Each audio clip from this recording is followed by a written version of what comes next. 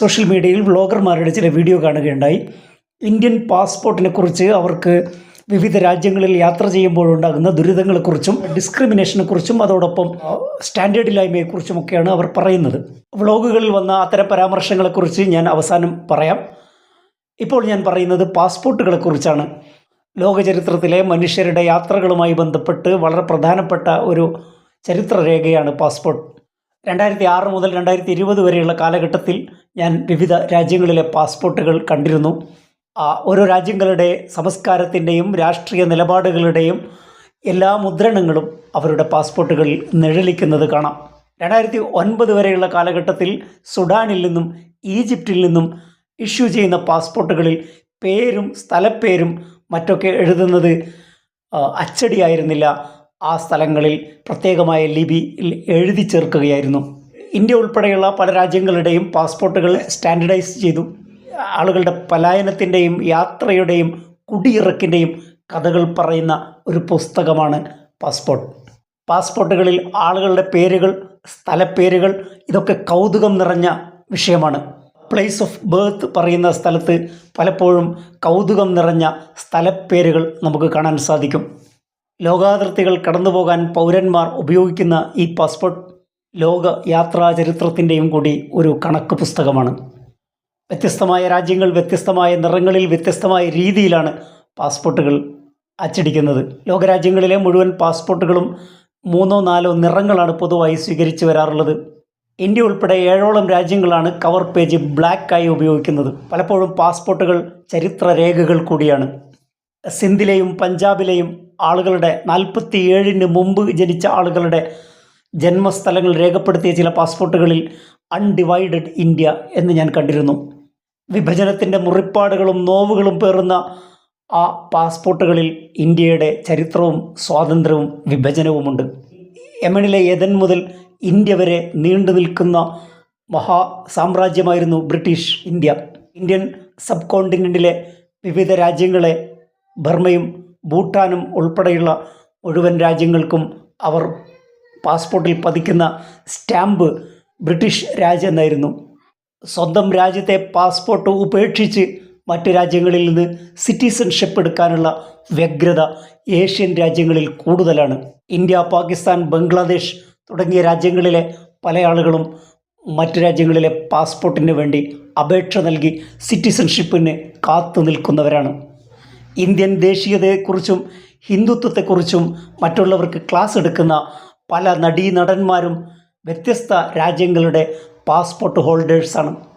പ്രധാനമന്ത്രി നരേന്ദ്രമോദിയുടെ ഉറ്റത്തോടനായി ബ്രാൻഡ് അംബാസഡറായി കഴിയുന്ന അക്ഷയ് കുമാറിൻ്റെ പാസ്പോർട്ട് കനേഡിയൻ പാസ്പോർട്ടാണ്. രാജ്യത്തിൻ്റെ അരക്ഷിതാവസ്ഥയും ഭീതിയും എല്ലാം പാസ്പോർട്ടുകളിൽ അടയാളപ്പെടുത്തിയിരിക്കും.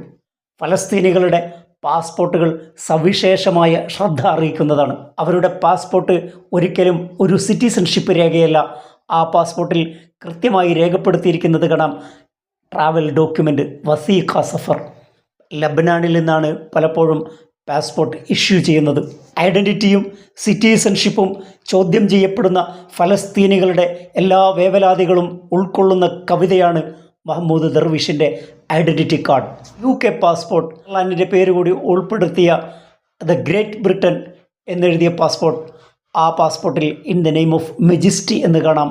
2021 വരെയുള്ള പാകിസ്ഥാനിലെ പാസ്പോർട്ടിൽ ലോകരാജ്യങ്ങളിലെല്ലാം സഞ്ചരിക്കാം ഇസ്രായേൽ എഴുതിയിരുന്നു. ബംഗ്ലാദേശ് പാസ്പോർട്ടിലും ഈ മുദ്രണമുണ്ടായിരുന്നു. ഇസ്രായേലിനെ അംഗീകരിക്കാത്ത രാഷ്ട്രീയ നയത്തിൻ്റെ മുദ്രണമായിരുന്നു പാസ്പോർട്ടിൽ പ്രതിഫലിച്ചത്. അറബ് രാജ്യങ്ങളിൽ സന്ദർശന വിലക്കുള്ള ഇസ്രായേൽ പാസ്പോർട്ട് ഹോൾഡേഴ്സ് പലപ്പോഴും GCC രാജ്യങ്ങളിൽ സഞ്ചരിക്കുന്നത്, ചാരപ്പണി നടത്താൻ വേണ്ടി വരുന്നത് ഹോളണ്ടിൻ്റെ ഡച്ചുകാരുടെ പാസ്പോർട്ട് ഉപയോഗിച്ചുകൊണ്ടാണ്. പല രാജ്യങ്ങളിലെയും വിസ അപേക്ഷകളിൽ പോയിൻ്റ് ഓഫ് ഒറിജിൻ എന്ന ഒരു കോളം കാണാം. എത്നിസിറ്റിയുടെ വേരുകൾ ചികയുന്നതാണ് ഈ ചോദ്യം. ലോകരാജ്യങ്ങളിലുള്ള ഇന്ത്യൻ ഡയസ്പറയുടെ അനുഭവം നമ്മുടെ മുമ്പിലുണ്ട്. അന്യരെ പറ്റിയുള്ള മനുഷ്യൻ്റെ ഫോബിയ രാജ്യങ്ങളെയും പിടികൂടും. അതിർത്തികൾ കൊണ്ട് വിഭജിക്കപ്പെടാത്ത ഒരു രാജ്യത്തെയാണ്, ലോകത്തെയാണ് ടാഗോർ സ്വപ്നം കണ്ടത്. സിംഗപ്പൂർ പാസ്പോർട്ട് ഹോൾഡേഴ്സിന് വിസയില്ലാതെ 193 രാജ്യങ്ങൾ സന്ദർശിക്കാം. സമ്പന്നമായ സിംഗപ്പൂരിൻ്റെ സൗകര്യങ്ങൾ ഉപേക്ഷിച്ച് മറ്റു രാജ്യങ്ങളിൽ സിംഗപ്പൂർ പൗരന്മാർ പോകില്ല എന്ന ഉറപ്പാണ് 193 രാജ്യങ്ങളും ഉദാരമായ സമീപനം അവരോട് സ്വീകരിക്കുന്നത്.